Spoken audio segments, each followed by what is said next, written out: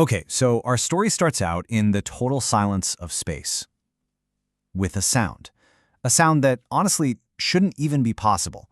For decades, this really bizarre echo coming from the moon had everyone, from top scientists to conspiracy theorists, absolutely captivated. It really kicked off one of the biggest, most persistent mysteries of the entire Apollo era. And what did it sound like?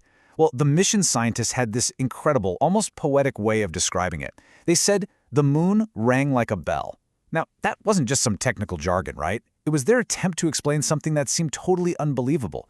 They had literally hit the moon, and instead of hearing a quick, dull thud like you'd expect, they heard a song, a kind of cosmic hum that just went against everything they thought they knew.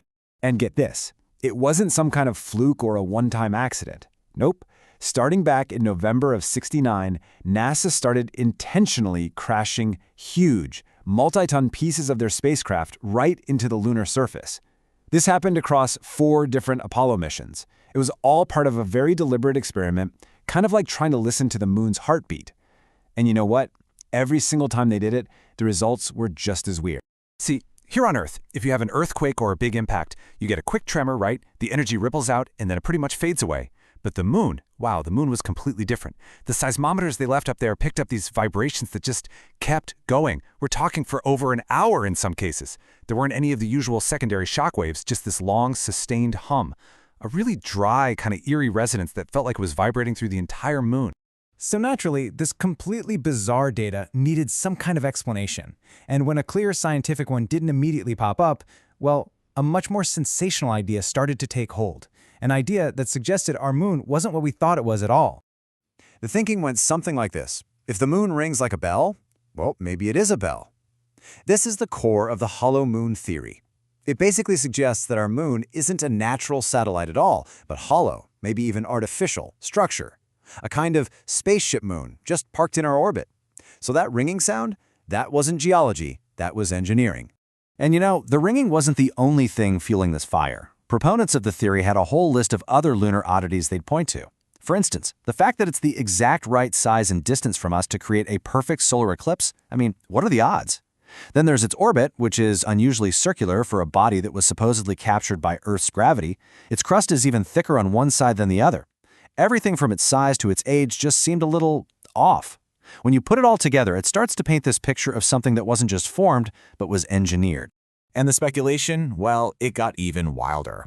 There's this one book that proposes the moon isn't just artificial, but that it was deliberately placed here by a, quote, universe-creating agency. The whole purpose? To act as an incubator to help life develop here on Earth. I mean, that is a truly cosmic-level conspiracy theory.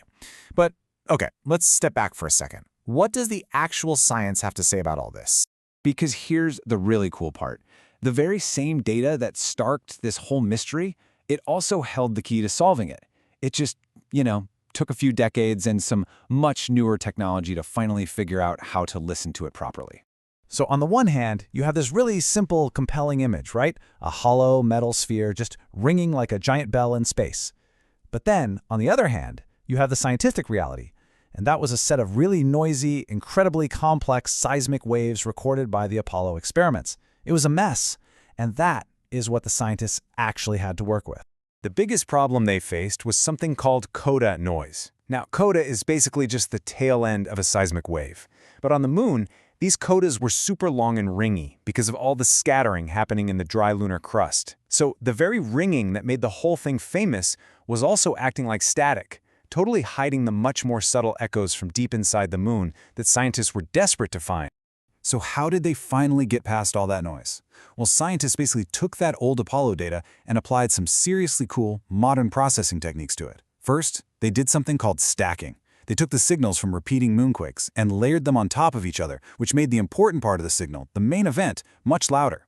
Then they used this really clever method called polarization filtering to cancel out all that pesky coda noise. You can think of it like noise-canceling headphones for seismic data.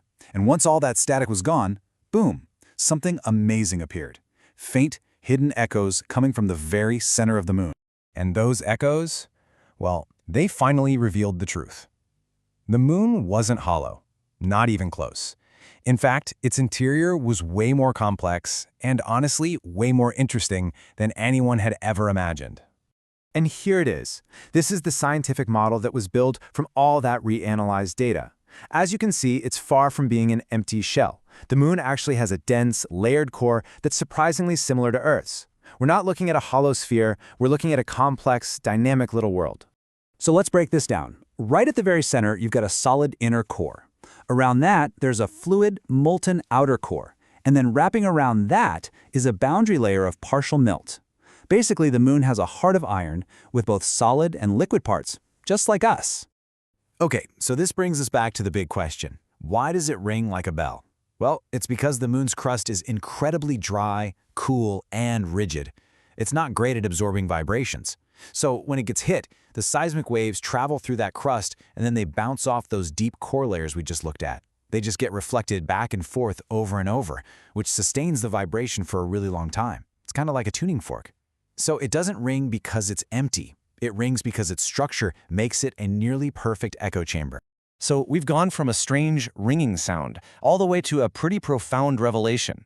It's a journey from a mystery to understanding the secret heart of our closest neighbor in space.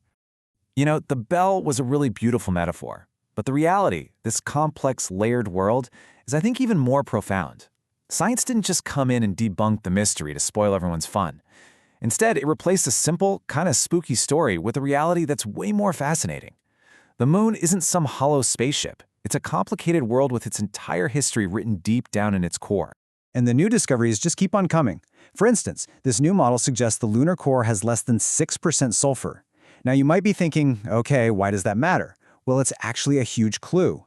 It's really strong evidence that the moon formed in an incredibly violent, super high temperature event, most likely that giant impact theory we've all heard about. An event so hot that lighter elements, like a lot of the sulfur, were just boiled away into space. So here's the bottom line. The moon isn't hollow, but man, it is still absolutely full of secrets.